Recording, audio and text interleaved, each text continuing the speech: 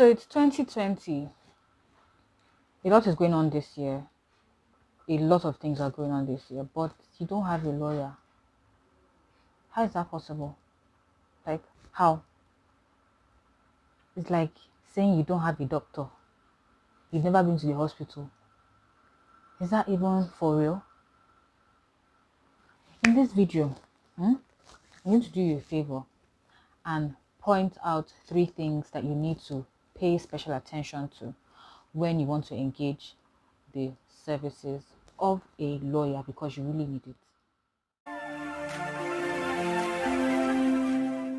2020, a lot of things are happening.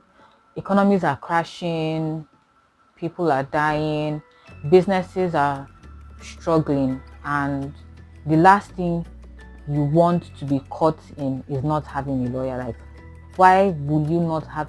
Don't you have a doctor? Have you not been to the hospital before? So why in the name of God don't you have a lawyer yet?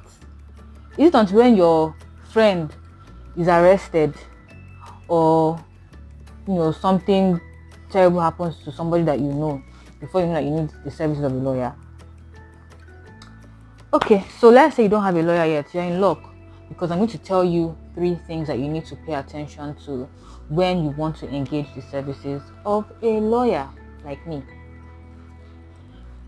Okay, so the first thing you need to pay attention to, or you need to carefully consider, is the expertise of the lawyer you're trying to engage. There are a lot of things that the law has a remedy for. So you want to buy property, there's a lawyer who is in real estate who can help you deal with that. You want to get a divorce, there's a divorce attorney who can help you deal with that. You want to register a business, your friend was caught, or somebody was caught committing a crime, because we don't commit crime here. You want to get a criminal litigation lawyer to handle that. If you're into politics, maybe like in Nigeria, we have a lot of election petition cases. There are lawyers that specialize in all of that. So when you want to engage the services of a lawyer, you need to look at the expertise of that lawyer with regards to what your challenge or your issues are.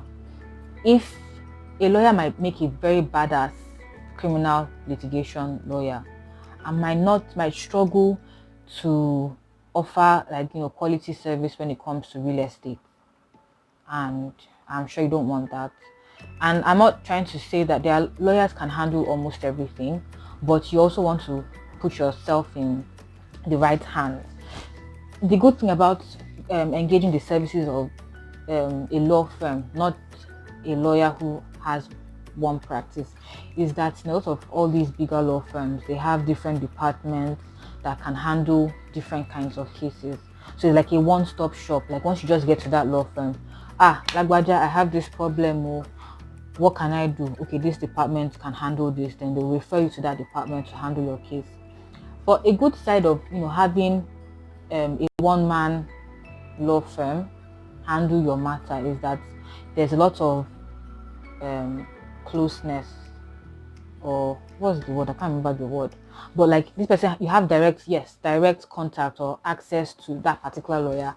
And in the event that that person is not necessarily vast or efficient in a particular aspect of law that you have an issue in, they have like ways where they can recommend lawyers who are their friends to help you deal with that issue. So always have at the back of your mind that, okay, so this is the problem I have. What can this person offer me? Can this person adequately solve my problem? Is this person known to handle cases like this very well? You want to consider that. Number 2 thing you should consider is money in your pocket.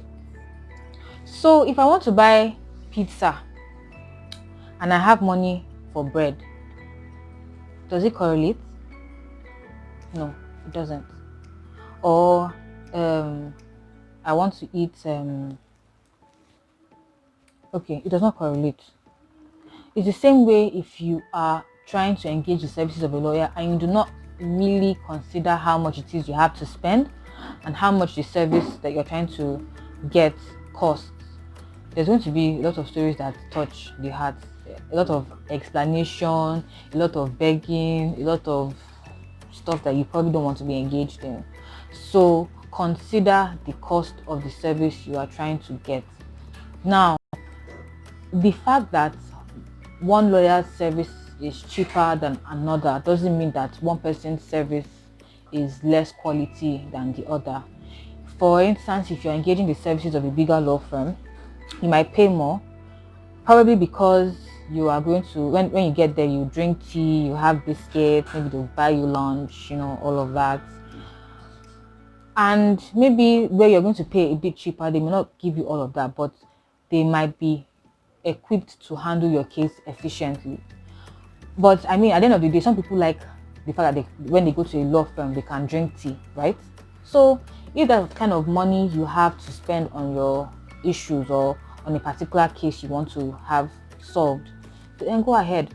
But if you cannot afford it, please just stay within your lane. Don't try to buy a wedding gown with money for pant and bra. Like, you just won't cut it. Number 3 thing that you need to pay attention to is trust issues. Yes, when I say trust issues, what I just simply mean is that you need to be able to trust your lawyer. Trust that this person is exclusive to you. Trust that this person will hold your confidence. Trust that this person is not defending your enemy. I mean, there's a lot of harm that can happen if your lawyer is defending your enemy. So who will he defend at different points in time? If you're in business and your lawyer is the one defending or offering services to your competition, like, don't you see that there's something wrong there? Or if I were a doctor, and we all know that it is important for a doctor to keep your confidence. Even if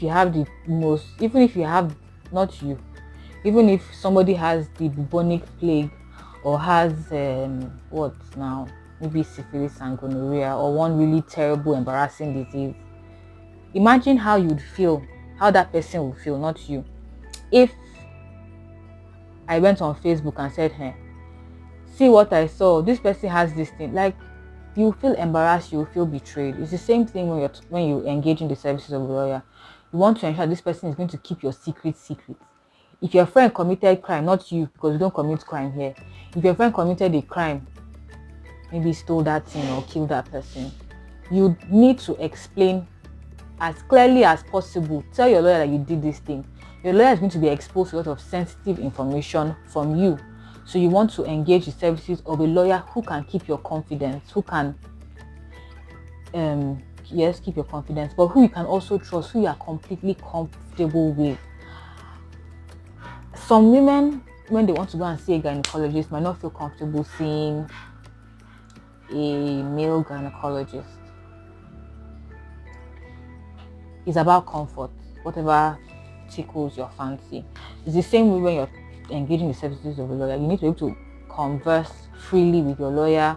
Tell the lawyer everything you want to tell the person, everything you need to tell the person. You need to be as free as possible. So you need to consider all those things. That this person will not betray your trust, reveal your secrets to another person. That you are comfortable to be as vulnerable as possible with your lawyer. That this person is not also defending your competitor or your enemy. And that this person is exclusive to you. That the person will not now, because maybe your competition or your enemy has offered him more money than you have offered, he will not drop your case. No, you need to ensure all those things. So I hope with these few points of mine, I've been able to convince you and not confuse you that you need a lawyer in 2020. If you have not gotten a lawyer already, go and get your lawyer now. Thank you. That you need answers to legal questions, legal concerns that you want solutions to, please feel free to comment down below. If they are of very sensitive nature, I've left my contact in the description box, so you can reach me via all those contacts.